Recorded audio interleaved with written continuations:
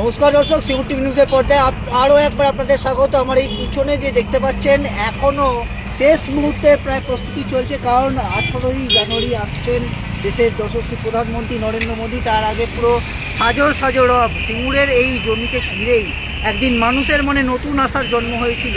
যেমনটি বললেন যে তৃণমূলের এই বিজেপি দীপাঞ্জন গুহ যেটা বললেন যে তৃণমূলের দেশপ্রান্তিক রাজনীতি শুধু টাটার যে স্বপ্ন, টাটা গ্রুপের স্বপ্নই শুধু ভেঙে দেয়নি, সিঙ্গুরের হাজার হাজার ছেলে মেয়েদের যে স্বপ্ন ছিল তারা যে অটোমোবাইল যে ইঞ্জিনিয়ারিং করে এবং বিভিন্ন ইঞ্জিনিয়ারিং ছাত্রছাত্রীদের একটা যে স্বপ্ন ছিল যে তারা পড়াশোনা করে তারা তাদের মাটিতেই, অর্থাৎ সেই যে জমি আন্দোলনের যে জায়গা, সেই সিঙ্গুর থেকেই তারা তাদের পড়াশোনা করবে, তারা তাদের জীবিকাকে নির্বাহ করবে।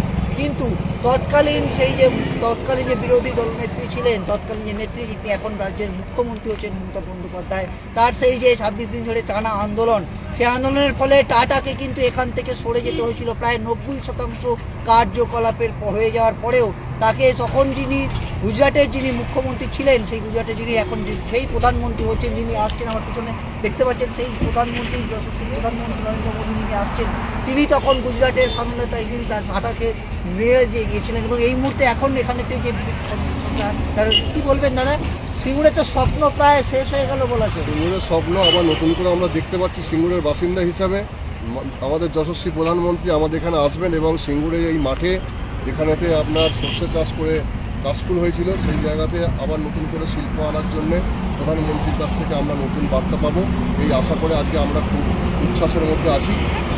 এবং 18 তারিখ আমরা অপেক্ষা করছি আমাদের প্রধানমন্ত্রীর কাছ থেকে নতুন আশার আলো দেখার জন্য। অমিত কর্মকার, আমার সিঙ্গুরেই বাড়ি।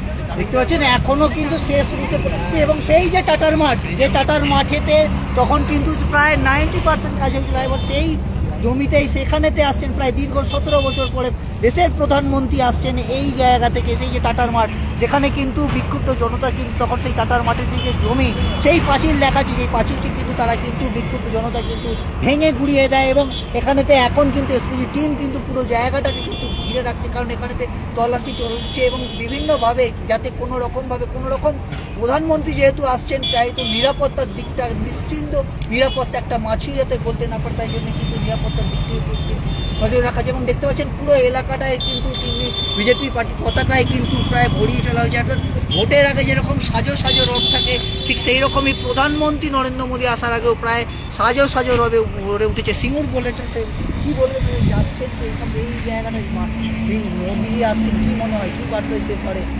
বার্তা দেবে ওই জন্যই আসছে। মানে যে মনে হয় কি আপনার যে স্বপ্নটা কি আবার পূরণ হতে পারে বলে মনে হয়? আপনি তো এলাকার স্থানীয় বাসিন্দা। হতেও পারে, আপনার নাম, বাড়ি কোথায়? দেখতে পাচ্ছেন তারাও চাইছেন এসে পরে। দিদি ভাই কোথা থেকে কি বলবেন?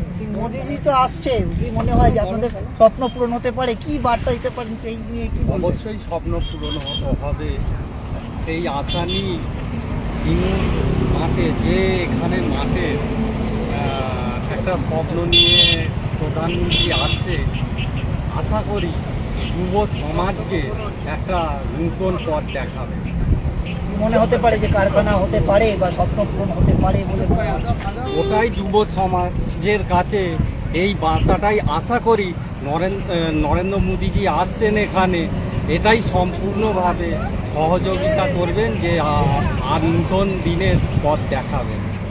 দেখতে পাচ্ছেন তারা চাইছেন যে প্রধানমন্ত্রী আসছেন, হয়তো নতুন দিনের স্বপ্ন, নতুন কিছু আশা হয়তো তিনি বলবেন। এবং বিভিন্ন খবর আপডেট পেতে অবশ্যই চোখ রাখবেন সিঙ্গুর টিভি নিউজের পর্দায়। এবং আমার চিত্র সাংবাদিককে আরও একবার দেখাতে বলবো যে পরপর তিনখানা প্রায় স্টেজ করা হয়েছে। এই যে প্রধান এই স্টেজের ওই প্রান্ত থেকেই কিন্তু প্রধানমন্ত্রী কিন্তু ভাষণ দেবেন, এবং তার চারপাশে যে বিপুল সংখ্যক লোক আসতে পারে, বিপুল সংখ্যক মানুষ আসতে পারে, তার জন্যেই কিন্তু তার হুবহু একই রকম দেখতে এবং হার্দিক অভিনন্দন প্রধানমন্ত্রীকে ছবি দিয়ে এবং দুটো কিন্তু স্টেজ করা হয়েছে সেরকম একইভাবে। এবং আজকে কিন্তু কেবিল লাইন থেকে আরম্ভ করে যে সমস্ত মাইক কিন্তু আজকে কিন্তু সেট আপ করা হলো, যাতে সমস্ত মানুষ যাতে খুব সুন্দরভাবে যাতে প্রধানমন্ত্রীর ভাষণকে যাতে শুনতে পান এবং খুব সুন্দরভাবে যাতে মানুষজন আসতে পারে, তার জন্য কিন্তু নিরাপত্তা কিন্তু খুব কঠোরভাবে কিন্তু এখানে নিরাপত্তা বেষ্টনীয় কিন্তু করছে। যেমন প্রচুর সংখ্যক মানুষ, উৎসুক জনতা, তারা কিন্তু অপেক্ষা করছেন কি হচ্ছে, কারণ ইতিমধ্যে কিন্তু এসপিজি টিম কিন্তু এই মুহূর্তে